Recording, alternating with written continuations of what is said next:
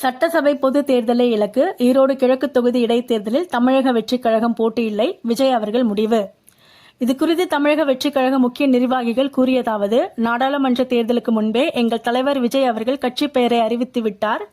மேலும் நாடாளுமன்ற தேர்தலில் போட்டியில்லை என்றும் தெரிவித்தார். சட்டசபை தேர்தலை நோக்கி எங்கள் பயணம் இருக்க வேண்டும் என்று ஏற்கனவே அறிவுறுத்தி இருக்கிறார். எனவே இடைத்தேர்தல் என்பது எங்களுக்கு இலக்கல்ல. இடைத்தேர்தலில் யாருக்கும் எங்கள் தலைவர் ஆதரவு அளிக்க மாட்டார். இதை ஏற்கனவே அவர் தெளிவுபடுத்திவிட்டார். எனவே இடைத்தேர்தலில் போட்டியா என்ற கேள்வியை தேவையற்றது. ஜனவரியிலிருந்து எங்கள் தலைவர் சுற்றுப்பயணம் செய்ய இருக்கிறார். புதிய நிர்வாகிகள் தேர்வு அறிவிக்கப்பட இருக்கிறது. எனவே பூத் கமிட்டி வரை எங்கள் கட்சியை பலப்படுத்தும் பணியை 2025ஆம் ஆண்டு முழுவதும் பயன்படுத்துவோம். 2026ஆம் ஆண்டு நாங்கள் நினைத்த இலக்கை அடைவோம். இவ்வாறு அவர் கூறினார். இதற்கிடையே தமிழக வெற்றிக் கழகத்தின் 2ஆம் ஆண்டு தொடக்க விழா பிப்ரவரி 2ஆம் தேதி வருகிறது.